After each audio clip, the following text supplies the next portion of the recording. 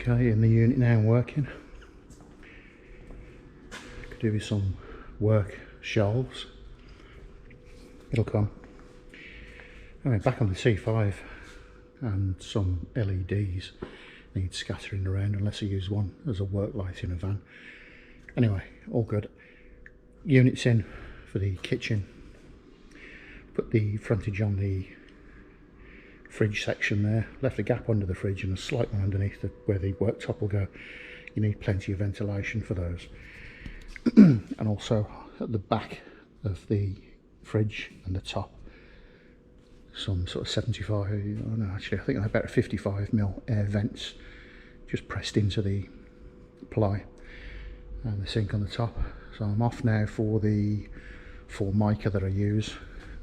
Next will be the unit on the top, sink in, make the table up with the Formica, excuse me, and then wire everything in.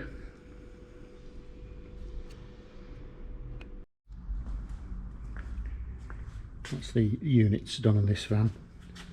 Then you throw it at the front, I normally do. You've got to drop down, large storage, and the gas and electric cabinets. Not too sure which side I'm doing them yet. It's a bit dark. I've got to get some LEDs in the unit. It's the sink gas fitted. Obviously needs a tap putting in and plumbing in. It's the top set of fit.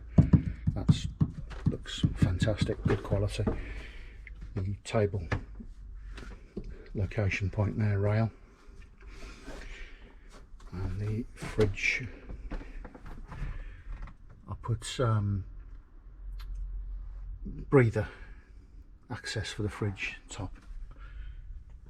You're not going to see the top one, but top and bottom, and also a slight gap at the top here. These need good ventilation. And the table I've made up there, the leg at the back, just cut in a bit of video to show that in situ. Again, nice bit of top cut on that. And that's the table. Drop down. Kits off Camper Conversions on eBay, which consists of the rail, the brackets and the leg. The rest I've made myself. You can have it sort of central. Down by the sink, gives you plenty of room here, or over to the right there. That's in the perfect position to sit on the seat there and eat.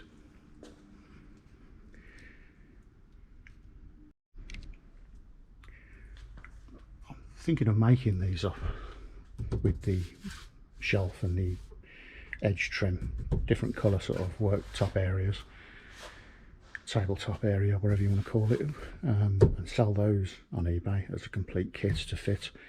And also the toilet seats I do for the Thetford porta potty. If you go back over the previous videos, there's a short video on how to make the seat cover for the Thetford. I like it, it just allows you to use that here and use it as a seat. Obviously you've got 2 seats there either side, 3 actually, if you on this seat there. The next job is the touch LED 12 volt, obviously, light up there, that's adjustable from here, and touch anywhere on the metal frame and light itself, and you've got the 12 volt LED. I'll run the wires for these across and into the fuse board in the side door there. And that's that in, fully adjustable. They're actually 12 volt to 24 volt, that's handy. And underneath here USB, which is great. Normally USBs all over campers, but I've often seen not many at the back, so overnight you can plug something there, really handy. a good strong LED as well. Not wired in at the moment, so I'm just about to start the wiring. Okay, next. Okay, next we've got the fuse board off it. Around here somewhere. We've got a 12 volt USBs, constant voltage feed, and 5 switches for things various. Negative block I use. To save going through that, I just use one into that. Fire extinguisher, which goes in the back of the cupboard there, and carbon monoxide detector, which I think is important for a camper van. And well, I've got no light in here at the moment, not very good light anyway. So the fuse board will be accessible from the back here. The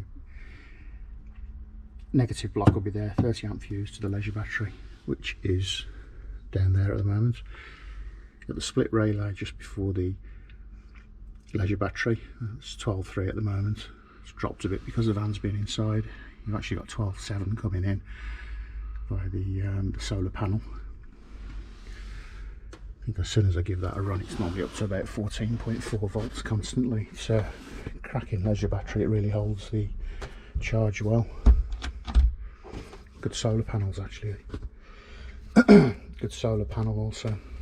So I think first I'll put these in, then the monoxide, then the fire extinguisher. There's a shelf there, and it sits around about there, inside there, so you've got a separate split between the two there. So yeah, that first.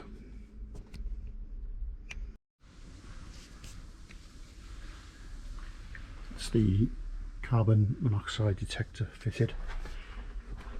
The switchable fuse board there.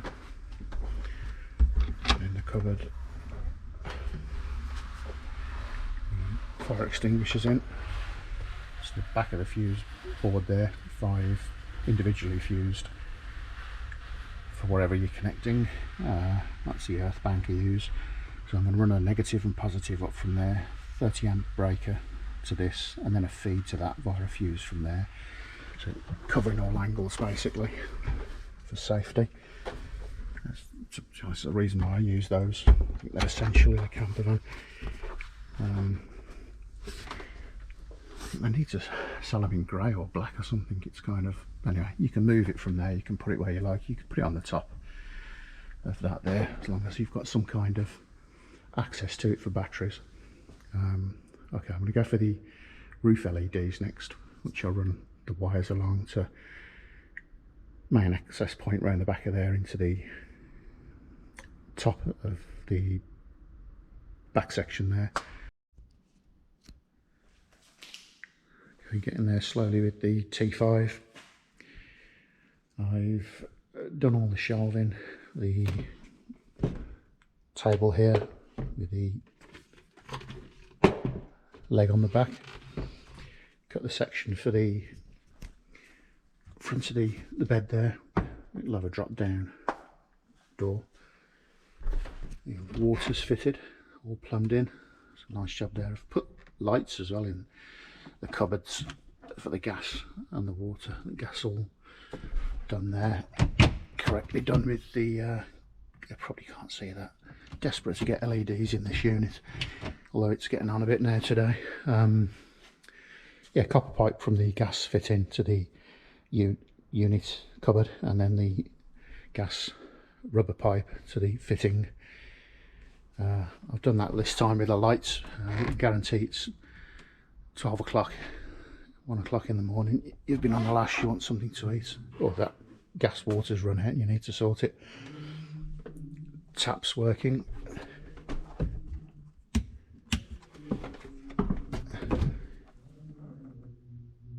Fridge is all plumbed in.